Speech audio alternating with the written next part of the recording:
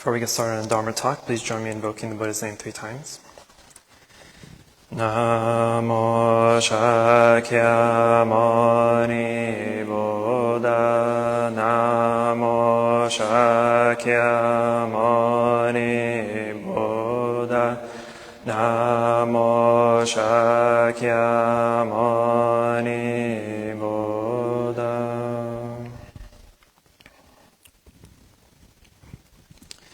Dear Venerable Abbot, dear Sangha, good afternoon. Welcome, class of TMI, right? Yes, okay.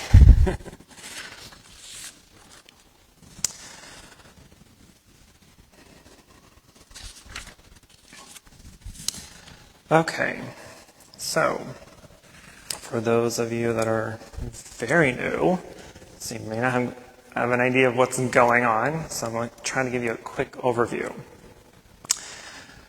I am discussing a very important Buddhist discourse or book called the Dhammapada. The Dhammapada is one of the oldest and most important Buddhist texts there is. It is a collection of 423 verses. And so for the past several months, I've been going over the Dhammapada. I stopped last few months to go over a topic that we left off of on the last chapter. But anyway, we are in chapter 3 today. Chapter is called Mind Chitta Vaga in Pali. And typically I'll go over either 1 or 2 verses of the chapter. Each verse has an accompanying story that kind of goes with it that allowed the verse to be given by the Buddha. And so today we are going to just discuss one verse, which is verse 35. And so I'll recite the verse and then I'll give the story of why the verse was given. And then we'll go into some of its detail. So the verse 35 goes as follows. The mind is difficult to control. Swiftly and lightly, it moves and lands wherever it pleases. It is good to tame the mind, for a well-tamed mind brings happiness. So this entire chapter, again titled Mind Chitta Vaga, is essentially more or less a chapter on meditation. And a chapter on the taming, guarding, and controlling the mind.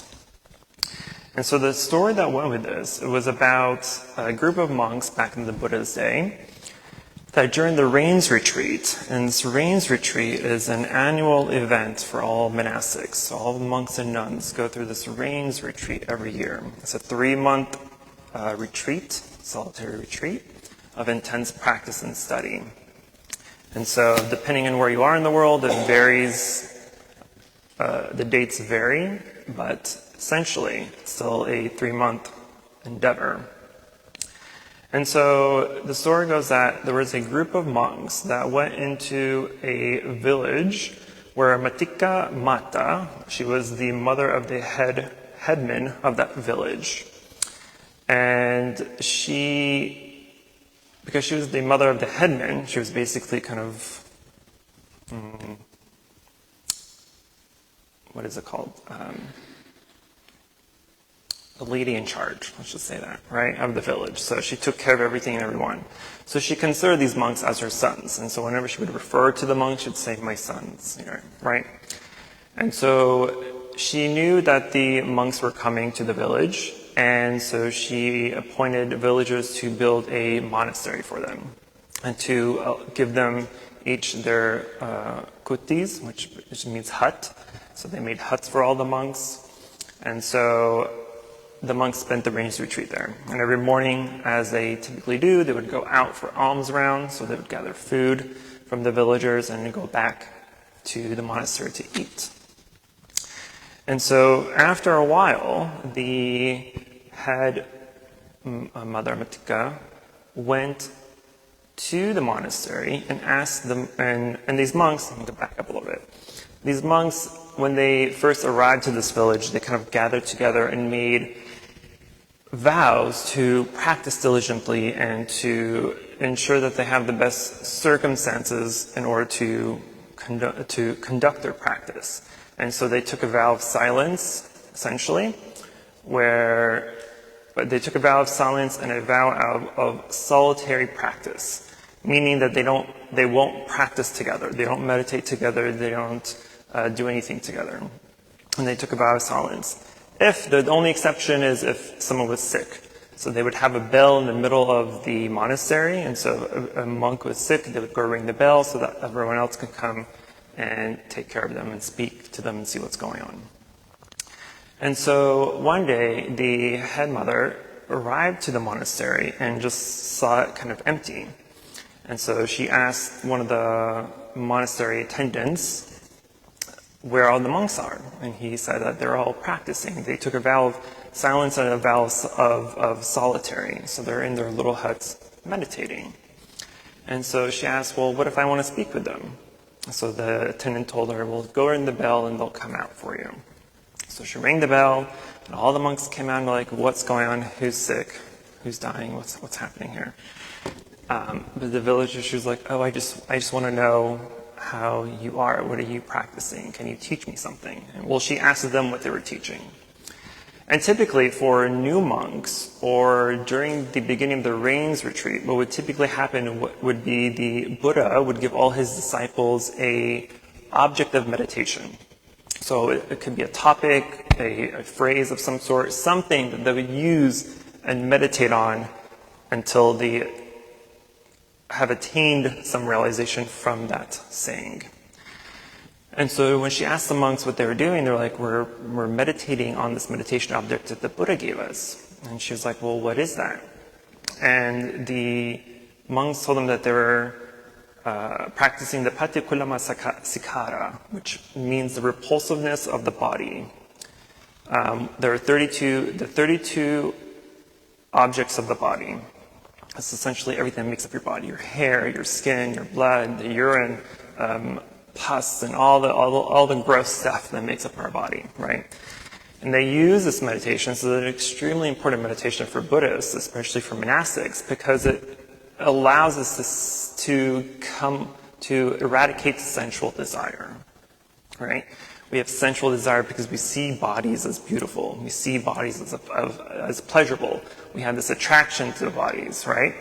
But if we meditate on the repulsiveness of the body, right? It's full of blood, urine, feces, pus, etc., right? 32 pieces. Then it kind of makes the body a little bit less attractive. At least that's the idea. And so she used that same object of meditation, and she went and meditated. And she was very diligent in her meditation. So diligent that she actually attained the third stage of sainthood, the third stage of enlightenment, of anagamin. So she became more enlightened than these monks that taught her the meditation practice. And so it goes to say that at this level, people have, I'm rephrasing, psychic powers. I don't like that term, but that's the direct translation of whatever Pali word it is. But essentially, she was able to kind of read minds or know the thoughts of others, right? And so because of that, she attempted to do that with these monks to see how they are, how they're thinking. And so she wanted to ensure that these monks were comfortable and taken care of. So she kind of mentally assessed, are they comfortable in their living situation? And she assessed that, yes, they're comfortable in their living situation, everything's good, everything's fine, they're comfy, good to go. And she kind of went down the list of necessities. But when it came to the food, she realized that they were not sufficiently fed, right? And of course, we know that the body needs food for energy, right? And so if your body has no energy, then you have no energy to practice. You definitely have no energy to meditate. And so she supplied them with everyone's favorite food, basically, according to the story, right? Because she knew what everyone liked, so she made those specific foods for those monks. And so after she was able to feed them for a while, eventually all these monks attained arhatship, which is the final fourth stage of sainthood, or fourth level stage of enlightenment. So they are fully enlightened, right? And so after the rains retreat, the monks went back to the monastery where the Buddha was staying and basically told him what happened, right? That they were sufficiently fed, they were comfortable, their living situation was great. We even taught the mother of the headsman of the village, and she attained anagamin, third stage, non-returner, stage of enlightenment. And so as they were telling the Buddha the news or the story, another monk kind of overheard this, and he was like, ooh, I want to go to this village, and I want to attain enlightenment as well. And so he went to the village, and even before he got there, the mother of the headsman knew that the monk was coming. So she prepared his favorite food on his arrival. Sweet water and milk rice, I believe, was part of the story. I don't know what sweet water means, but sweet water and rice milk. And so when he arrived and she offered him the food, he asked her if it's true that she can read minds. And she kind of dodged the question and said, well, all people think this way and that way. So to him, he's like, ooh, if she can read minds and she can read my mind, then she can sense the defilements in my mind. So he kind of got discouraged and didn't want to stay in the village after all, and went back to his home temple, monastery where the Buddha was, and told the Buddha that he couldn't stay. He didn't want to stay because he was afraid that she would find out about all his defiled thoughts, right? And so the Buddha admonished him and said, if you were to just think of one thing on your meditation object, that you would not have any room for defiled thoughts to arise in the first place. So go back, meditate on your one thing, and don't worry about what arises. So he went back to the village and did as the Buddha told him, and meditated on his one object of meditation, and eventually attained enlightenment as well. So that's the story of this verse. It's a pretty famous story in Buddhism. And it's a story, again, mostly about meditation. So in Buddhist meditation, there are two main types of meditation, samatha and vipassana. Samatha means concentration, and vipassana means contemplation or insight. And so it's the concentration piece where we must be able to tame our minds, guard our minds, and control our minds. Because if you do not master the concentration piece in life, then you have no ability to contemplate on things. Because if you try to contemplate on something too soon without sufficient energy and concentration, then you're going to continuously be distracted. You're going to continuously have thoughts arise and feelings and emotions. And so you have no capacity, you have no bandwidth to be able to contemplate on something, to attain enlightenment. Because enlightenment can only arise in the vipassana part of meditation. The concentration piece of meditation, there are high levels of meditation, or high levels of concentration called jhanas. And these are semi-important meditative states. They're important because they are proof of your power of concentration. The downside is people often mistake that blissful states of high consciousness as enlightenment, and it's not. Or they may mistake being in jhana when they're really not. They're just in the preliminary stages of jhana, which is unfortunately 99% of the time for people. It's one of those things where it can only be verified by a meditation teacher. But anyway, I'll repeat the verse again. The mind is difficult to control. Swiftly and lightly it moves and lands wherever it pleases. It is good to tame the mind, for a well-tamed mind brings happiness. Buddhism is a mind-centered religion, meaning that all your happiness, unhappiness, your satisfactions, your dissatisfactions, your perceptions and biases and discriminations, all these are mind-centered, mind-related, right? So if you're happy or unhappy, that's your problem. You're unhappy, that's all on you. You're depressed, that's all on you. You're anxious, that's all on you. You're stressed out, that's all on you. Unfortunately, we live in a society where we tend to want to blame others or external circumstances for those anxieties in life, for those sufferings, right? I'm unhappy because this happened. I'm unhappy because I broke up with my boyfriend or girlfriend. I'm unhappy because I didn't get the job I want. I'm unhappy because I didn't get the grade I want in class, right? If there's anything that comes after I'm unhappy, it's already a wrong perception.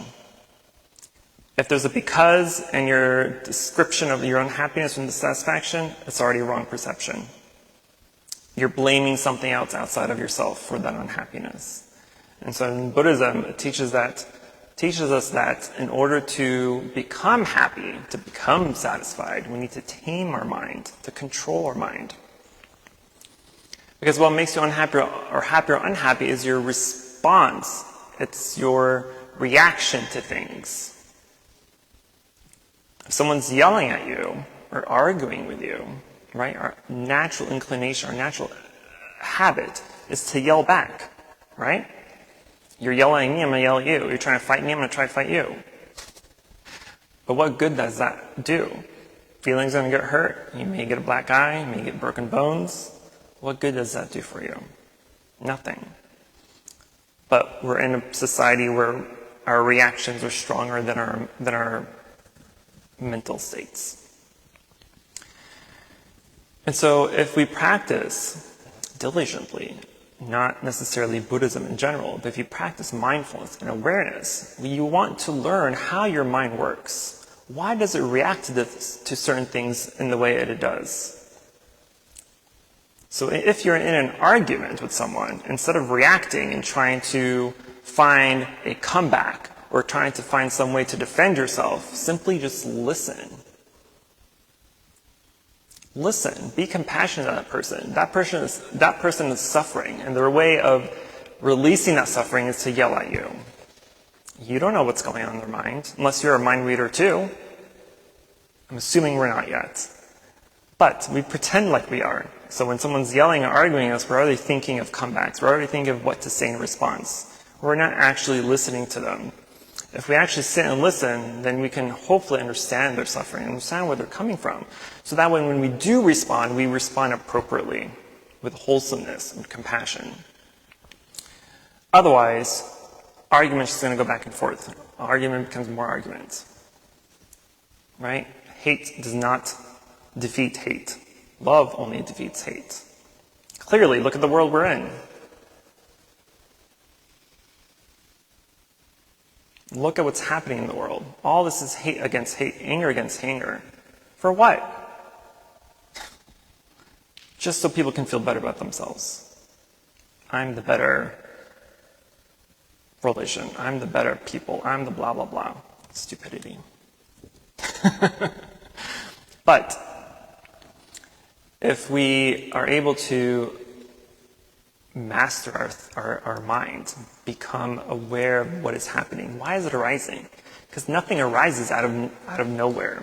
If you feel a certain way about something or someone, it didn't just magically happen like that, right? There was a cause of why you feel that way. There was a reason. So we have to find that reason.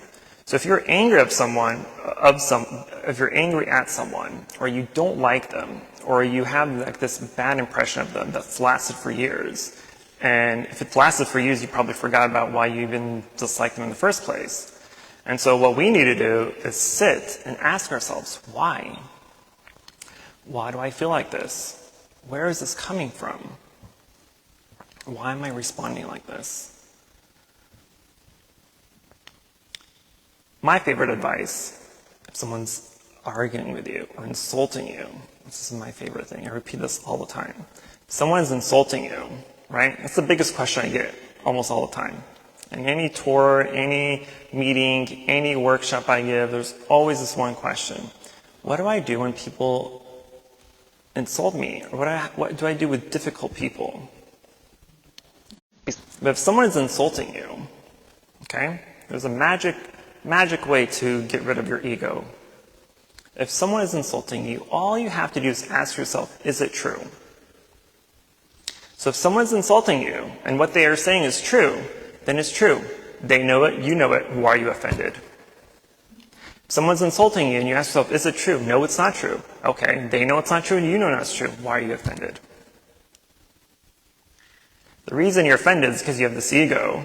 You have this false self-identity, right? We call it non-self in Buddhism. It's a huge topic, so we won't get into that. But it's the idea that we create these beliefs, these ideas of how we should be, how we should act in life, how we should react to life, how we should dress, how we should talk, how we should have our friends, right? We create all these different little avenues in life to create the thing that you call me. And so when someone is insulting you or trying to belittle that self that you have, our automatic reaction is to retaliate, to defend this ego. No, I'm not that. I don't do that. I don't act like that. I don't this, I don't that, right? You automatically defend yourself. For what? Because of your ego.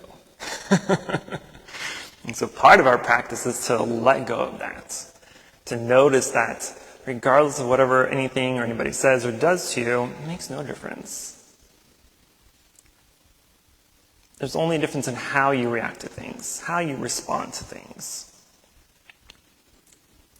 We pretend that we don't care about. We have this sense of, oh, I love myself. I have to take care of myself. Myself is the only thing that matters. Yet, when someone talks about you, all of a sudden that's the most important thing in life. What are they saying? What are they doing? Is it true? Is it false? All of a sudden now we care about what other people are saying. And so we have to try to escape that reality, false reality. And so when we meditate, that's essentially our goal, is to figure out why things arise the way they arise. Why do we think like this? Why do we react like this? Why do we believe this? Why do we believe that? And so you ask yourself, why, until you get to the core reason of whatever it is that's you're contemplating. And once you get to the core reason, now you have something tangible. Now you have something to work with. Now you have something that you can do something about. So if it's someone, for instance, that's causing you anxiety or stress or suffering in life, and you know it's this one specific person or group of people, now you have a decision to make. You can either unfriend them, you can distance yourself from them, you can get rid of them altogether, right? And once you do that, now you have one less suffering in life to worry about. You may have a million others, but at least one is gone. So we have to work slowly, by plucking all these weeds in our mind that causes unhappiness.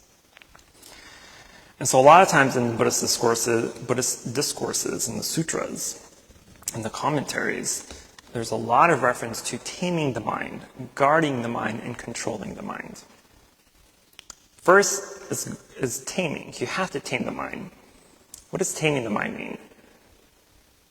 Taming the mind means there's this reference in Buddhism called the monkey mind, where your thoughts and distractions are always going from one thought to another, right? You can't never stop thinking, right? And so one thing you're thinking one thing in 1 second, then another second you're thinking another thing, and then another, and it goes on and on and on, right? You're jumping from different thoughts, the monkey mind. So taming it means taming that monkey, calming him down, giving him a banana or something. And so when we tame the monkey mind by giving it a banana, for us, that just means you're giving it awareness. We're giving it mindfulness via meditation. That is taming the mind. Then guarding the mind is watching the mind. right? That's what guardians do. When you're a guard or a security guard, right, you're watching the premises. You're making sure that everything is safe and secure. Likewise, when we are guarding our mind, we're guarding the defiled thoughts that arise. We're ensuring that no unwholesome thoughts arise, and no negativity arises, no hate arises, no ignorance and greed or anger arises. And when you do, you act like the security guard and you tell them, you gotta go. This is off limits, right? And then we were able to control the minds. Then at that point, you have full control of how the mind works, how the mind reacts. A lot of times we think that you're the master of our minds, that we are the master of our minds, but we are the master of nothing. If you were the master of your mind, you'd be able to stop your thinking at will. Can you do that? You cannot. So you're the master of nothing, yet. But after practicing being able to tame it and guard it, then it becomes much easier to control it. Because when you're able to control your mind, then you can control your reactions to things, your emotions, your happiness and unhappiness, your satisfactions and dissatisfactions. The majority of the time of why we're unhappy is because we have expectations in life. And when those expectations are not met, we're sad about it. We're angry. We're hostile. Right? You have expectations of how certain people should treat you, how certain people should react, how certain people should act. Right? And when you're in a relationship, you expect your significant other to treat you well, to love you, to guard you, to help you, to be there for you. And the moment that one of those things don't happen, automatically you think, oh, they don't love me enough anymore. Maybe they're cheating on me. Maybe this, maybe that. If you go to work and you have an expectation of people to do their job, and you expect to finish your job at a certain time, and you don't because people called out, people are sick, something happened, and instead of leaving at 5, you're leaving at 6 or 7. You have a false expectation. So watch our expectations.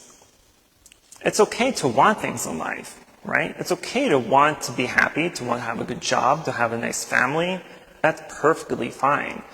Where the suffering comes is our attachment to those desires. It's your expectations that's holding on to those desires. And when those expectations are not met and those desires are not fulfilled, we become angry. We become upset. We become dissatisfied. We have suffering. Buddhism is very much a psychology more than anything else, really. There's no reliance on anything external outside of yourself. You have full control of everything in your life. You don't have control of other things and other people, but you have control of how you react to them. It's your reaction that creates life, a happy life or an unhappy life. So when something doesn't go your way, right? Because everyone's young, everyone expects things to happen very quickly, right? 2-day shipping is no longer fast enough. You want it instantaneously. You want to finish school. You want to grow up. Trust me, you don't want to grow up. It's not fun. But when you have these expectations, and then they're not met, they're not fulfilled, you become sad, you become dissatisfied. You wonder if you made the right choices in life. You wonder if this is the right thing, the right way, etc., etc. And so if you have an expectation, because you all have expectations, and it's okay to have expectations, what's not okay is your attachment to them. And so if you have an expectation of something and it doesn't go your way, don't be upset. Allow it to be as it is. It is what it is. That's my mantra in life. It is what it is. Unless you have a time machine to go back in time and change things, why be upset about it? It's already happened. It's done. It's complete. But we have this tendency to hold on to those things. Something bad happened 2 years ago and we're still thinking about it. So when we're meditating, right, we always hear, be mindful, be aware, be in the present moment, be here and now. Which is correct. And it's correct because your mind, our mind, is obsessed with time. It's obsessed with the past and it's obsessed with the future. And so when you're trying to sit and meditate, especially if you're new to meditation, the biggest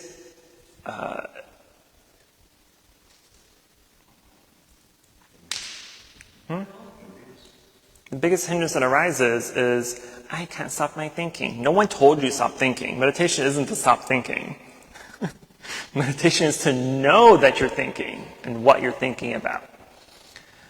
And so when you're meditating and these thoughts arise, people get so discouraged. I can't stop thinking. My mind wanders. I can't not think. And so every time when people tell me that, I'm like, who told you to stop thinking? I've never said those words in my life. I'll never tell you to stop thinking, because that's not the point to meditation. But anyway, I'm backtracking here. So when we're in meditation, because our mind is obsessed with the past and the future, that's all that the mind wants to do. And so when you're trying to be in the present moment and trying to be still and trying to be here in the now, and you're focusing on your object of meditation, in most cases it's the breath. So you're watching the breath as you breathe. And all of a sudden, a memory arises. Because your mind's like, I don't want to be in the present moment. Let's think about that argument we had with our significant other 2 years ago. Let's resurface that trauma again. Or let me worry about what's going to happen tomorrow. Tomorrow's Monday. Ugh, I hate Mondays. Right? So the mind doesn't want to be here. The mind wants to be in the past and be in the present. Be in the past and in the future. But that's part of taming the mind. You have to tame it. You have to work out the mind. Mind is a muscle, right? You can't just go to the gym one day and work out and all of a sudden you're a bodybuilder. Likewise, you can't sit for one meditation session and all of a sudden you're a Zen master. It doesn't work like that. So it takes time. We have to reprogram our mind to allow it to do what we want it to do, which is to be in the present, to not react right away, to think through things, to contemplate things, wonder why things are happening. Why do you think this way? Why do I feel this way? Why do I like this person or don't like this person? What trauma caused this reaction to these situations? You're essentially becoming your own therapist, in a way. Well, if you do need an actual therapist, we have Alex over here in the corner.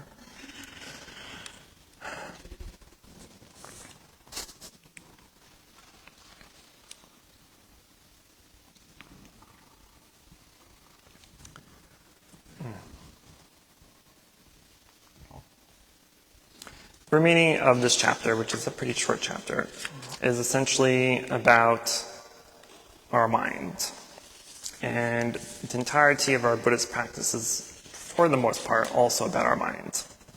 Again, because it's a mind-centered religion, right? It's a mind-centered practice. Okay, I'm going to stop talking. I think I'm already over time. That was a mouthful. Okay, what are your questions about this verse? Emotional outbursts.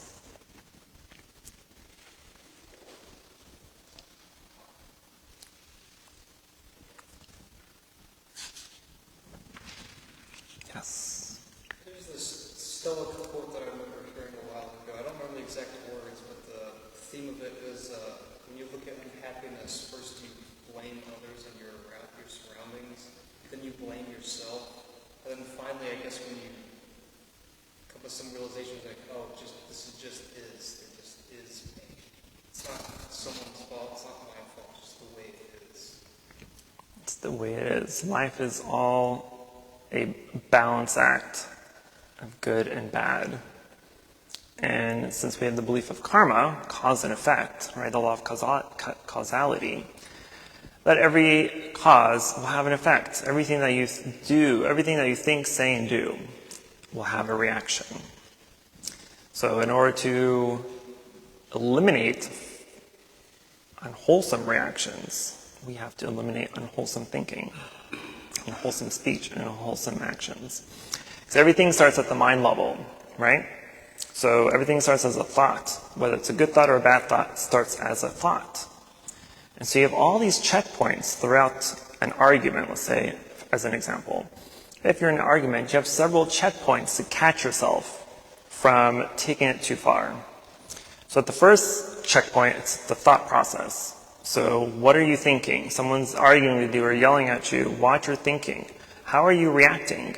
Are you already thinking of a comeback?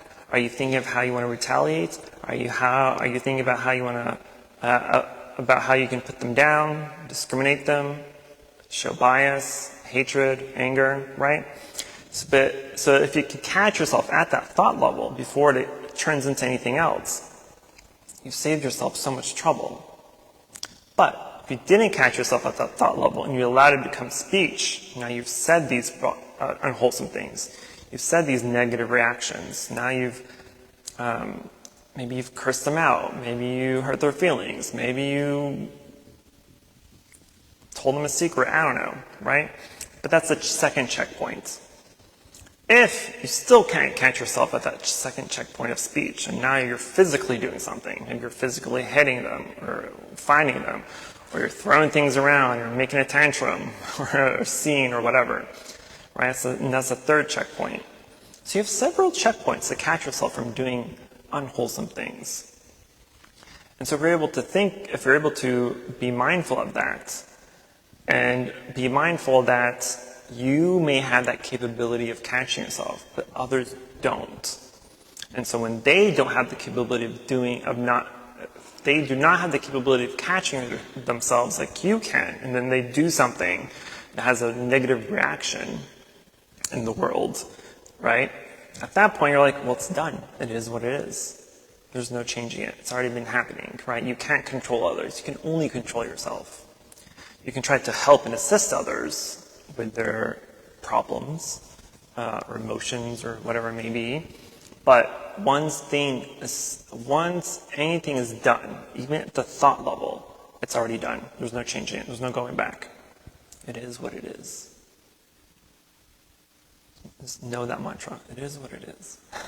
Otherwise, if you accept things as they are and accept things as it is, when it is, then whenever something bad happens, you don't have a necessarily too big of a negative reaction. At first, you may be disappointed and sad that things didn't go your way, didn't meet your expectations. But once you recognize that it's happened and there's no changing it, and instead of festering over that negativity and anger and resentment, you just let it be. Because there's no benefit to holding on to it. The more you hang on to it, the more it's going to hurt you. There's another famous quote by the Buddhas. It's like holding on to anger is like holding on to a hot coal. The only person getting hurt is yourself.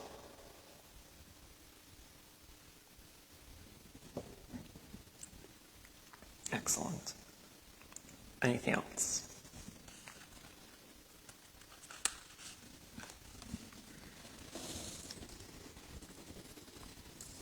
I would recommend, though, that everyone look up the 32 parts of the body.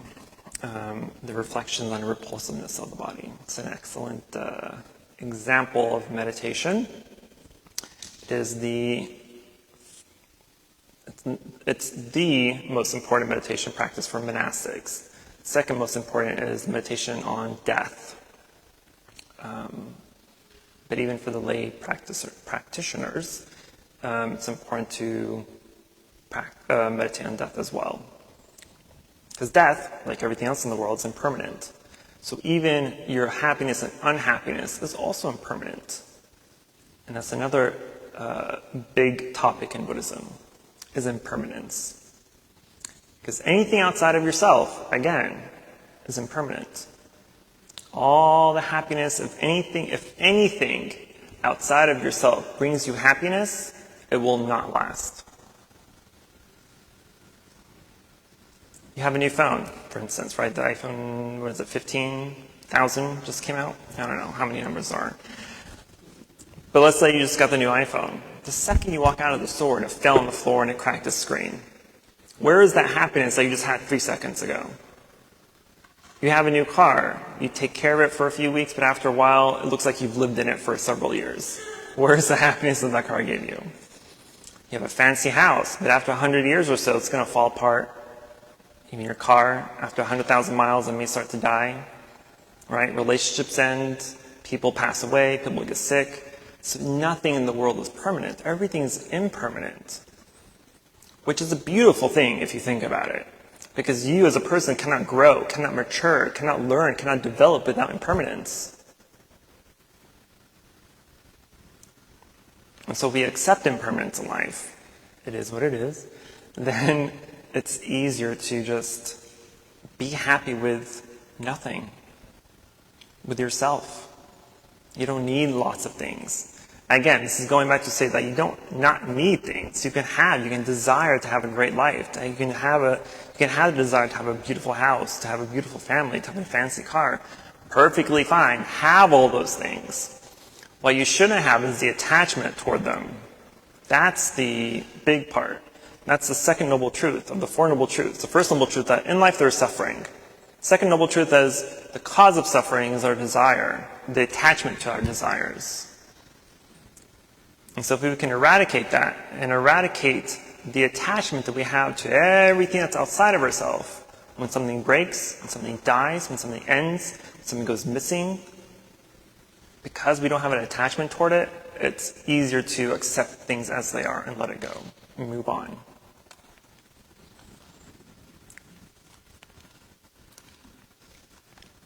When monks and nuns ordain, for instance, right, we emancipate ourselves from our former life. So we give up everything, right? We give up our family, our friends, house, car, everything. So you come in as a monk or nun with 3 sets of robes, an alms bowl, and a sitting mat. That's all the possessions we have. And of course, all your clothing and stuff. But otherwise, we don't own anything except our robes and mat and a food bowl. And we shave our head. Why? Because if we had long hair, then we're going to worry about, oh, how does it look like? Do I have to brush it? Do I want to put gel in it? Do I want to make it all fancy? Do I want to dye it today? If you have no hair, they have nothing to worry about. Likewise, if we don't have a million possessions, we have nothing to worry about. We don't care what breaks and what doesn't break, because we have nothing to care for. This doesn't mean that we don't care, right? We just don't have the attachment to those possessions. And the less attachment you have to things, the freer you will be. Practice minimalism. If you start now as young adults, as you get older, you'll appreciate the subtlety and simple things in life. Okay, I'm going to actually stop talking. Any more questions? Yes, ma'am. Just one question. So where can we read a little bit more about that meditation to help eradicate sensual pleasures? Google the 32 parts of the body. It's called the reflection on the repulsiveness of the body.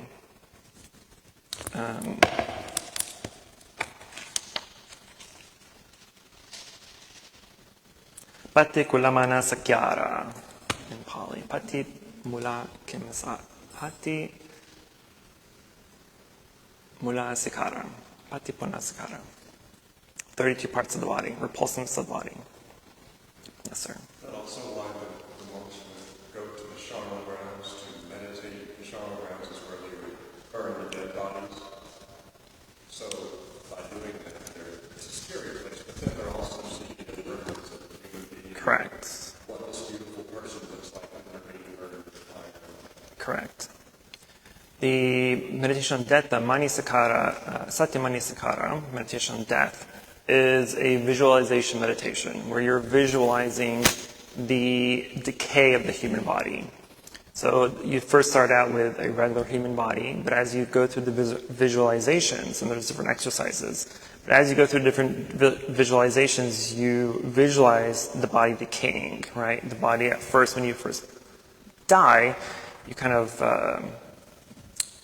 all your gases and whatnot kind of expands your body a little bit, right? So you kind of see that, and then you see the decay of the skin and the hair and all this stuff until you get down to just the bones. And even at the bone level, then you visualize it being turned to dust or ash. And then the dust and ash goes into the earth, gives life to other things, gives life to other people, and it kind of just goes into this cyclic existence of no end.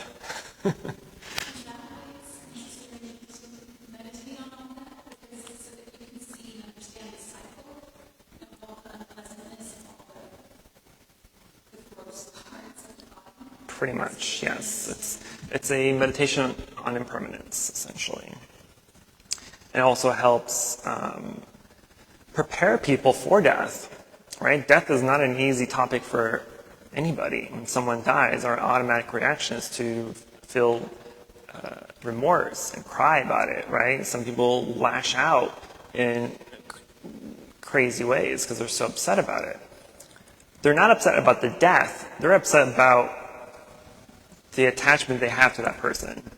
This person's no longer here. My attachment toward them is no longer here. That's what they're crying about. They're not actually crying about the person dying. They're just crying about the person not being there anymore.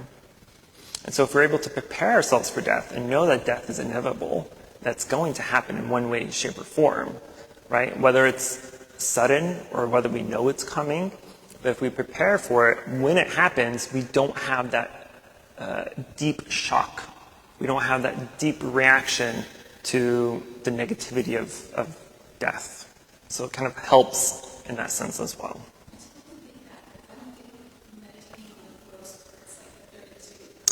That's specifically for sensual desire. So if you're looking at someone that's, in your eyes, beautiful or handsome, but you look at someone else that you don't think is beautiful or handsome, right? Now you have this dualistic view of things. So typically our natural reaction in life is to go after pleasurable things, yes? Things that we believe are beautiful, that taste good, that smell good, that feel good, right? We go after those things. It's those desires that hold us, that imprison us. And so if we're able to escape those desires, escape what we believe is beautiful and pretty and desirable, and after that we no longer have any desire for beauty and pleasure, then you have no attachment to anything. So you see everything for what it actually is. I'm sorry? So you're visualizing everything for what it actually is. Yes. So that everybody looks the same. Correct. Because what you believe looks beautiful and pretty may not look beautiful and pretty for me. Right? I may think these statues are the most beautiful things I've ever laid eyes on, but to you they may be ugly and blasphemous, I don't know, something, right? So we have two different views. And so if we have two different views, then who's right and who's wrong? So the idea to escape sensual desire, to escape what we believe is beautiful or not beautiful, is so that we don't have those ideas, those dualistic ideas of beauty and non-beauty. If that makes sense. Got 2 minutes. How understanding impermanence is not nihilism. I'm sorry, what? Can you elaborate on how understanding impermanence is not nihilism? Is not nihilism? I don't think impermanence is nihilism. Impermanence is the reality of life. Nihilism is the denial of an end. Right? If you're nihilistic, let's say you want, so I always joke about the world just needs to end and reset, right? Because it's so chaotic, we might as well just have a hard reset, right? But saying that the world just needs to end is nihilistic, because there's nothing coming after that. But if I say that the world is impermanent, as it is, then that's more true. We see the truth of impermanence. We see that things are impermanent. Nihilism is not a reality. Nihilism is a mindset, is a belief system. So to me, it's not nihilistic. It's not belief in nothingness. And in Buddhism, we learn that there is no such thing as nothing. Or the way, if you look at everything as related to nothing, people tend to feel like there's nothing to it, or nothing to have, or nothing, so they become, in a way, nihilistic, which is understanding of nothingness. You know, because they equate nothingness with the Western understanding of what nothingness. So they don't see it as all-togetherness or oneness in a sense. They see it as, like, oh, it's this nihilistic, it's this, it's nothing to nothing, there's no reason for it. And then they get kind of like upset or sad about the fact that it's not. That is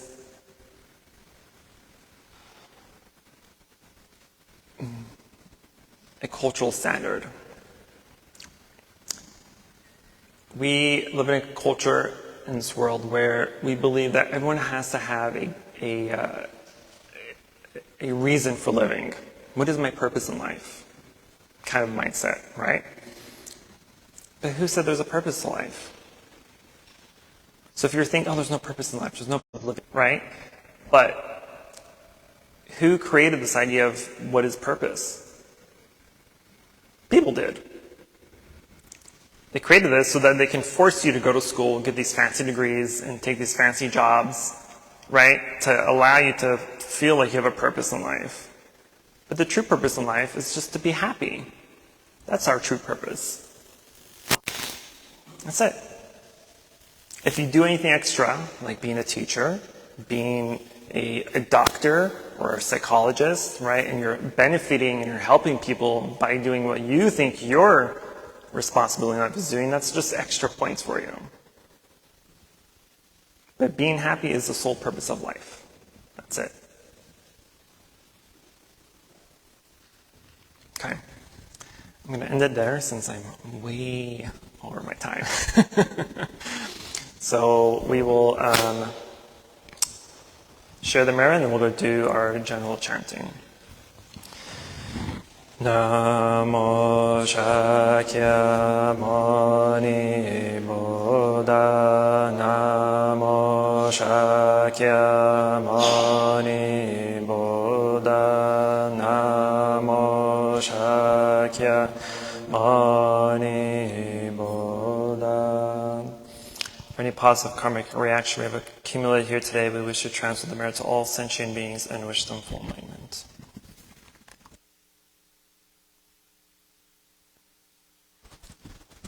For you students, feel free to participate as much or as little as you please. We will do our general service chanting on page 7.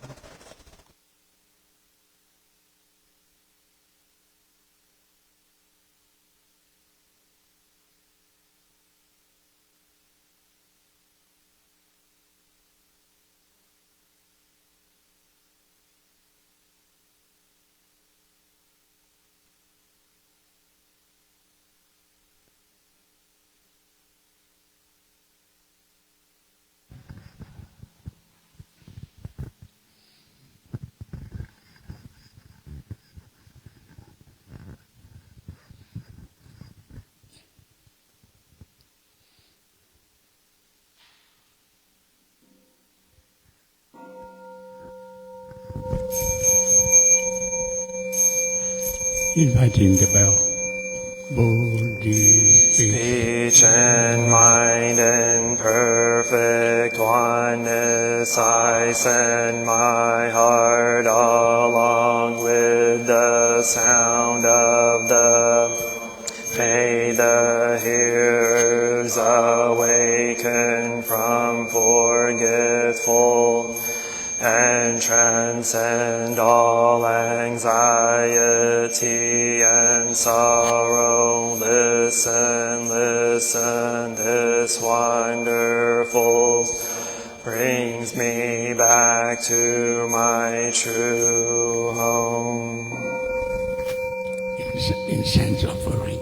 In gratitude we offer this incense to all Buddhas and Bodhisattvas throughout space and time. May it be fragrant as earth herself, reflecting careful efforts, our wholehearted mindfulness, and the fruit of understanding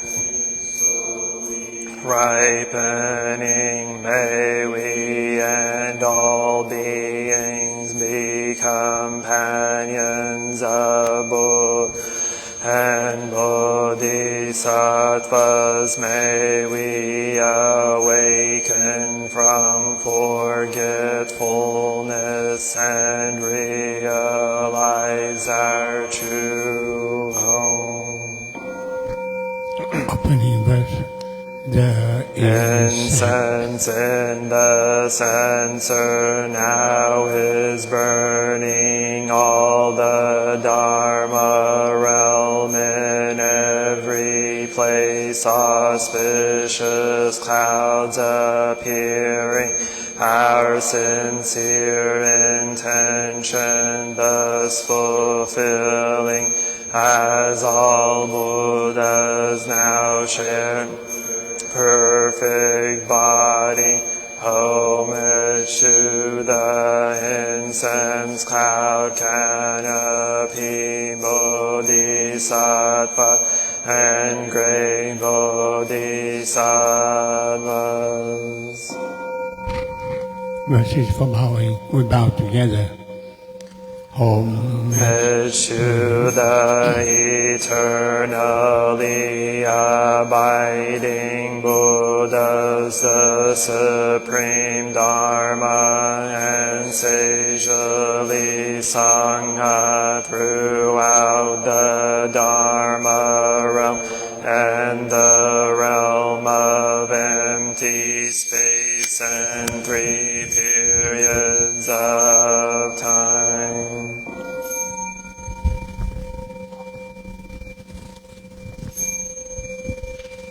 Homage To the fundamental teacher Shakyamuni Buddha, Maitreya, honored future Buddha, Manjushri, great wisdom, Bodhisattva, universal great conduct, Bodhisattva, all Dharma guarding Deva Bodhisattva, and the glorious mountain assembly of Buddhas and Bodhisattvas.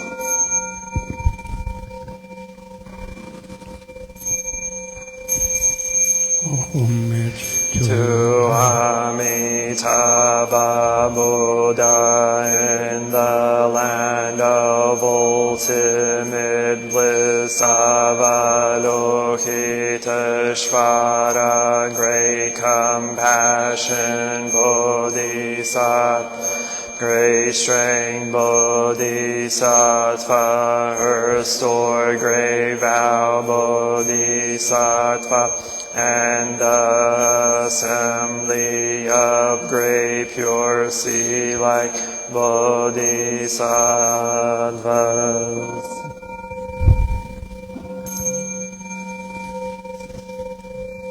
Please sit down.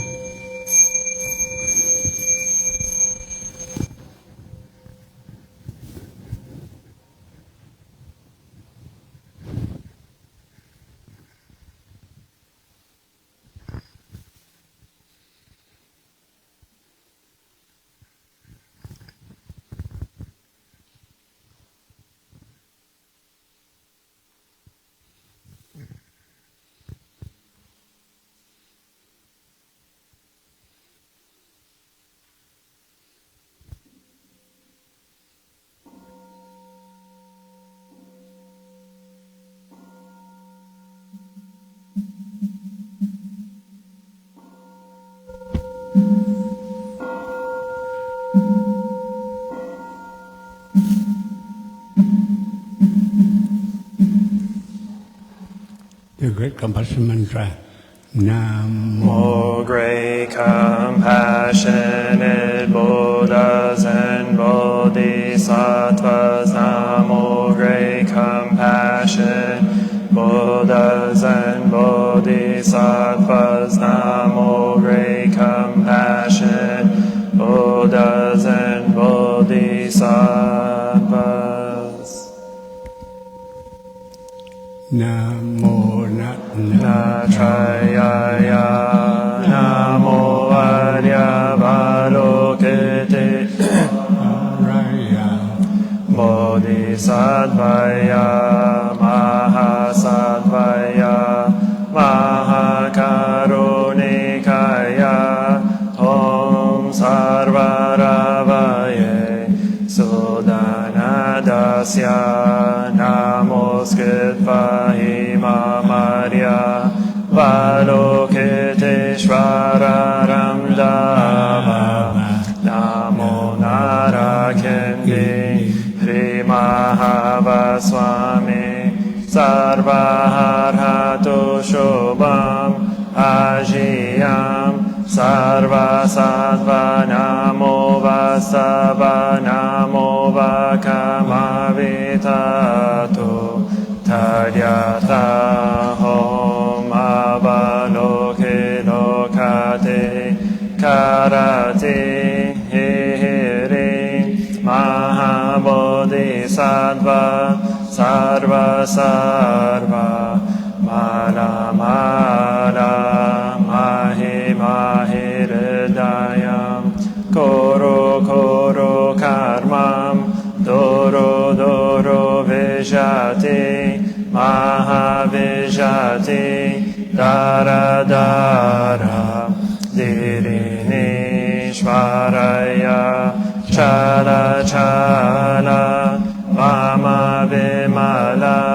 muktilehi ehi shina shina asham rashari visha vishvam prashaya holo holo mara holo holo he sara sara siri siri soro soro bodhiya bodhiya bodhaya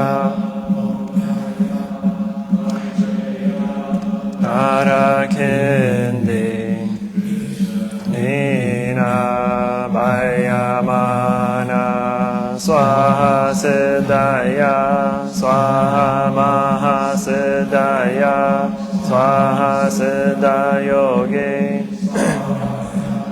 swaha narakindi swaha maranara swaha sira simha mukaya swaha sarva mahasiddhaya swaha chakra siddhaya swaha padma kasaya swaha narakindi vagalaya swaha mavari sankaraya swaha namo ratna trayaya namo arya valokiteshvaraya swaha om siddhyanto mantra padaya swaha. The Dhamma Body is bringing morning light and concentration. My heart is at a half smile is born on my lips. This is a new day and I vow to go through it in mindful. The sun of wisdom has risen, shining in every direction. Noble Sangha, diligently bring your mind into meditation. Namo Shakyamuni Buddhaya. Namo Shakyamuni Buddhaya. Namo Shakyamuni Buddhaya. says opening a sutra, the unsure surpass profound and wonderful Dharma is difficult to encounter in hundreds of millions of eons. I now see and hear it, receive and uphold, and I vow to fathom the Tathagata's true meaning. Namo Shakyamuni Buddha, Namo Shakyamuni Buddha, Namo Shakyamuni Buddha. touching the earth, the one who is Bows and the one who is bowed to are both by nature empty. Therefore the communication between them is inexpressible. inexpressibly perfect. Our practice center is the net of Indra, reflecting all everywhere, as my own person reflects in all Buddhas, to whom in my whole life I go for refuge. Offering Light in the 10 directions, the Buddha, the Dharma, and the Sangha, to whom we bow in gratitude. teaching And living the way of awareness in the very midst of suffering and confusion, Shakyamuni Buddha, the awakened one, to whom we bow in gratitude. good things Through ignorance awakening our hearts and our minds, Manjushri, the Bodhisattva of great understanding, to whom we bow in gratitude. working Mindfully working joyfully for the sake of all beings, Samantabhadra, the Bodhisattva of great action, to whom we bow in gratitude. responding To suffering, serving beings in countless ways, Avalokiteshvara, the Bodhisattva of great compassion, to we bow in gratitude. seed of Awakening and loving kindness in children, sprouts, and all beings, Maitreya, the Buddha, to whom we bow in gratitude. showing The way fearlessly and compassionately, the stream of all our ancestral teachers, to whom we bow in gratitude. the Dhamma Is deep and lovely, we now have a chance to see it and practice it. We vow to realize its true meaning. of the Paramita, the Bodhisattva Avalokita, while moving in the discourse of Prajna Paramita, shed light on the 5 skandhas and found them equally empty. After this penetration, he overcame ill-being. Listen, Shariputra, form is emptiness, emptiness is form, form is not other than empty, emptiness is not other than form. The same is true with feelings, perceptions, mental form, consciousness. Listen, Shariputra, all dharmas are marked with emptiness. They are neither produced nor destroyed, neither defiled nor immaculate, neither increasing nor decreasing. Therefore, in empty there is neither form nor feelings, no perception nor mental consciousness, no eye or ear or nose or tongue or body or mind, no form, no sound, no smell, no taste, no touch, no object of realms of elements, no interdependent origins and no extinction of them, no ill-being, no cause of ill-being, no end of ill-being, and no path, no no attainment, because there is no attainment. The Bodhisattvas ground in Prajnaparamita find no obstacles for their having no obstacles. They overcome fear, liberating themselves forever from illusion, realizing perfect nirvana. All Buddhas in the past, present, and future arrive at Anuttara Samyak Sambodhi. Therefore one should perfect understanding is the highest mantra, the unequaled mantra, the destroyer of ill being, the incorruptible truth. The mantra Prajnaparamita should therefore Gate gate para samgate bodhi swaha. Gate gate para samgate bodhi swaha. Gate gate para samgate bodhi swaha.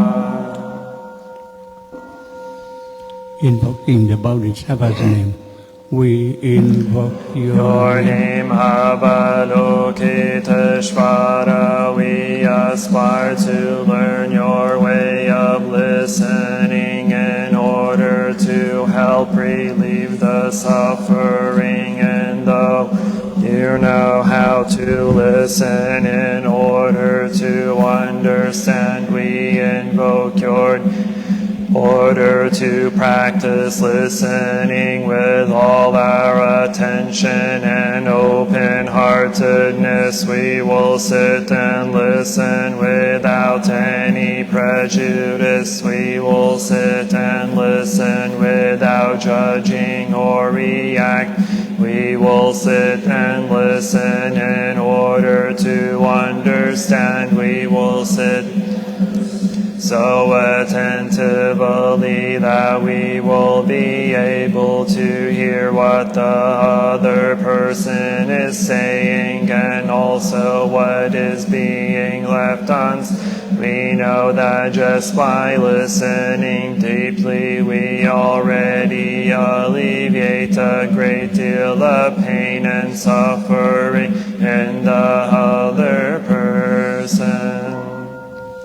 We invoke your name, Manjushri. We aspire to learn your way, which is to be still and to look deeply into the heart of things and the hearts of people. We will look with all our attention and open-heartedness. We will look with unprejudiced eyes. We will look without judging or react.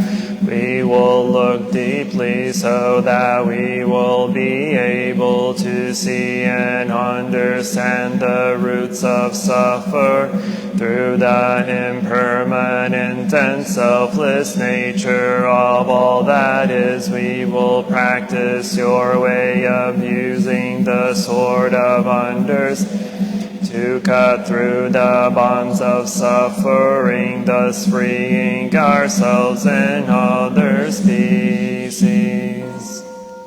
We invoke your name, Samantabhadra. We aspire to practice your vow to act with the eyes and heart of compassion, to bring joy to one person in the morning and to ease the pain of one person in the afternoon. We know that the happiness of others is our own happiness, and we aspire to practice the path of service. We know that every word, every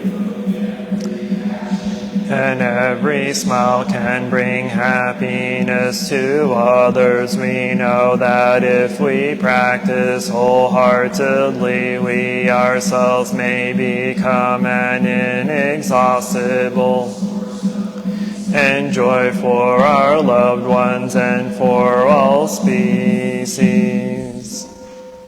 we invoke Your name, Shittigarbha, we aspire to learn your way of being present where there is darkness, suffering, oppression, and so we can bring light, hope, relief, and liberation to those places we are determined not to forget about. Abandon those in desperate situations. We will do our best to establish contact with those who can. The way out of their suffering, those whose cries for help, justice, equality, and human rights are not being. We know that hell can be found in many places on earth. We will do our best not to contribute to creating more hells on earth and to help transform the hells that already we will practice in order to realize the qualities of perseverance and stability, so that like the earth we can always be supportive and faithful to those in need.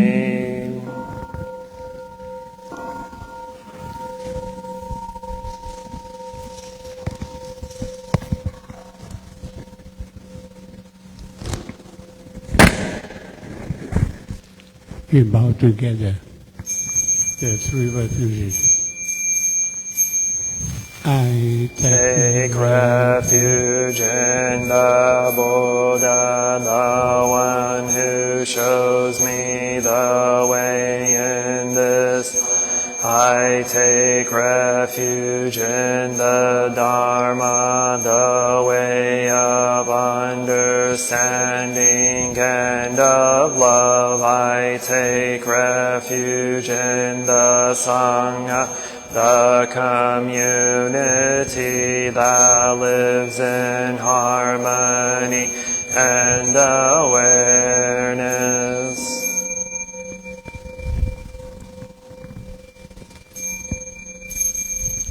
Yeah. In the refuge of Buddha, I clearly see the path of light and beauty. In the world dwelling in the refuge of Dharma, I learn to open many doors on the path of transformation. Dwelling in the refuge of Sangha, shining light that supports me, keeping my practice free of obstruction.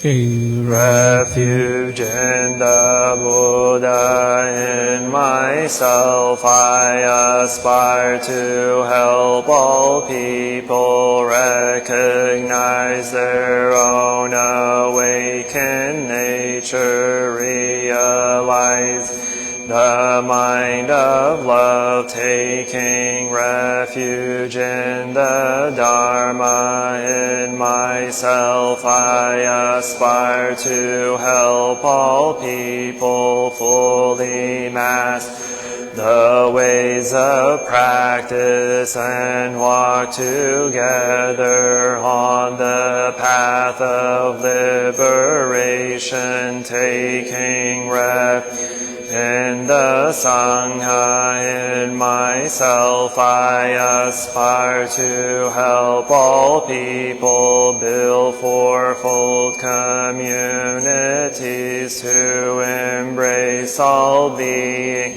and support their transformation.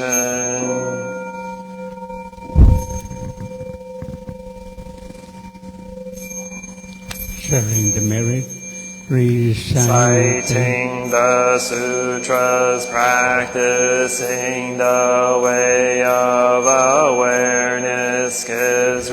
rise to benefits. We vow to share the fruits with all beings. We vow to offer tribute to parents, teachers, friends, and numerous beings who give guidance and support along the